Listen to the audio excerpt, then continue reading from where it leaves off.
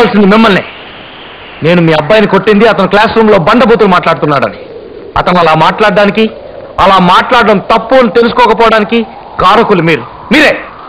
తల్లిదండ్రులు ఏం మాట్లాడితే, ఏ పని చేస్తే పిల్లలు అదే మాట్లాడతారు, అలాగే ప్రవర్తిస్తారు. ప్రపంచంలో ఏ పసిబిడ్డ స్వతహాగా చెడ్డవాడు కాడండి. అతను చెడు లక్షణాలు అంకురించాయంటే అది మీ పెంపకంలో ఉన్న లోపం.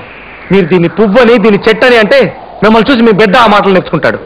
మీరే ఇలా అసభ్యంగా అశ్లీలమైన భాష మాట్లాడితే మీ అబ్బాయి కూడా అలా మాట్లాడడంలో తప్పు లేదన్న భావంతో అలాగే మాట్లాడుతున్నాడు అన్న విషయాన్ని మీరు ఎప్పటికైనా గుర్తించడం మంచిది. ఏ స్కూల్లోనైనా ఏ మాస్టర్ అయినా విద్యార్థిని కొట్టాడంటే అది ద్వేషం వల్ల, కక్ష చేతనో కాదండి.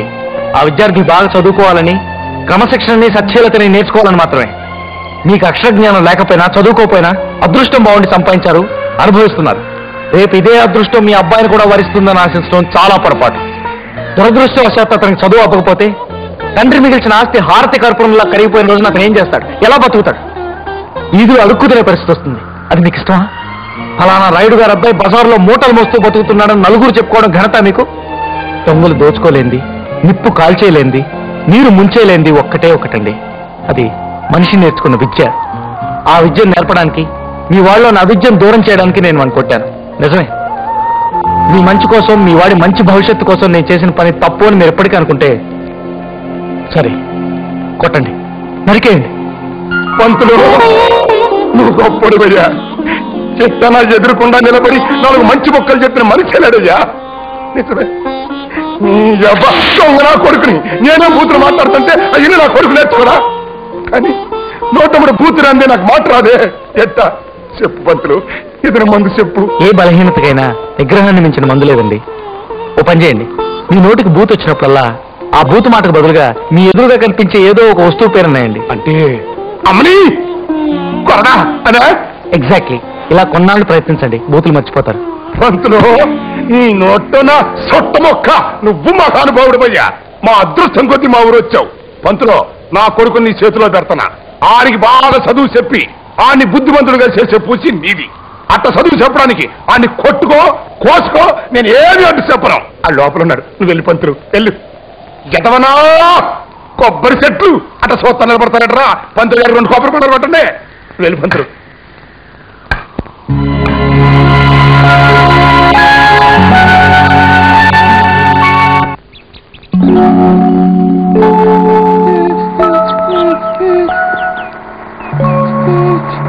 బాబు,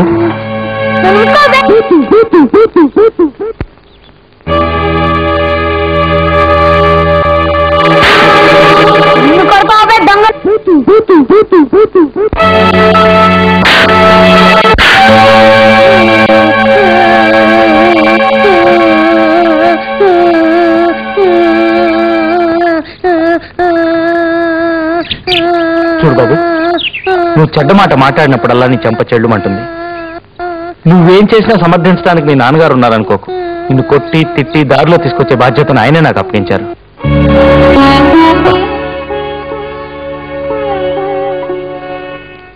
నువ్వంటే నాకు కోపం లేదు, రాదు కూడా. గురువుకి శిష్యుడు బిడ్డలాంటి వాడు.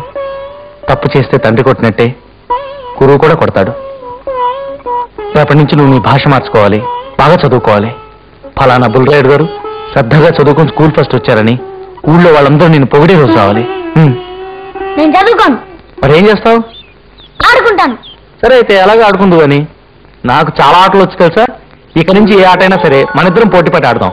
నేను గెలిస్తే నేను నీకు 2 పాఠాలు నేర్పుతాను, నువ్వు అవి నేర్చుకోవాలి. నువ్వు గెలిస్తే నువ్వు నాకు 2 ఆటలు నేర్పు, నేను అవి నేర్చుకుంటాను. నాతో అడిగెలగలవా? ప్రయత్నిస్తాను. నేను గెలిస్తే పాఠాలు నేర్చుకుంటావు మరి? అలాగే, రేపే ఆడదాం. సరే, ఏ ఆట? గోళీలాట. ఓకే. అమ్మని కిటికీ పోసా. అమ్మాయి, ఆ పంతులు గొప్ప తెలివైనడే. పిల్లలకి పాఠాలు చెప్పే పద్ధతి అంటే ఇది. కళాసులో కూర్చోబెట్టి బెత్తంతో బెదిరించి కాదు. నా బిడ్డను తప్పకుండా దారిలో పెట్టి తిరతారు చూడు ఆ మహానుభావుడు. కొత్త మంత్రి గారు వస్తున్నారా? సజీవంగానే తలా మొండెం, కాళ్ళు, చేతులు, వేళ్ళు, గోళ్ళు అన్ని యథాస్థానంలో ఉండగానే నాన్నగారు మాస్టరు, నాన్నగారు మాస్టరు. నాన్నగారు, నేను మీకు నాన్నగారు దేవుటి మాస్టారు. నాకు 4 అన్నయ్యలు ఉన్నారు మాస్టారు. వాళ్ళకి పెళ్ళైతేనే కానీ మా వాళ్ళు నా పెళ్లి గురించి ఆలోచించరు. అందుకే నేను వేరే చోటుకి దత్తత వెళ్ళిపోయి పెళ్లి చేసుకోవాలని నా చిరకాల వాంఛ. సర్వలింగం పితృపాదుల వారిని నమ్ముకుంటే వారు ఎన్నాళ్ళైనా ఉరసి మాత్రం వివాహం చేసుకోవడం కాస్త మీరు నా ఎందుకు దయ ఉంచి ఎవరినో ఒకరిని పెళ్లి చేసుకుని నన్ను దత్తత తీసుకుని నా పెళ్లి జరిపించండి నాన్నగారు. కృతజ్ఞతవి రా నాన్నగారి పదాల మీద పడదాం. కాగ్వాలైపోయింది. ఎంతమంది నాన్నలు కావాలా నీకు? మేస్టారు, ఆ పిల్ల రాక్షసుడిని కొట్టి ఆ పెద్ద రాక్షసుడి దగ్గరికి వెళ్ళి మాన ప్రాణాలతో తిరిగి వచ్చారంటే మీరు అసాధ్యులు మేస్టారు. అసలు అక్కడ ఏం జరిగిందో వివరంగా చెప్పండి. ఆ సంగతి తర్వాత చెప్తాను కానీ ముందు నేను అర్జెంటుగా గోళీ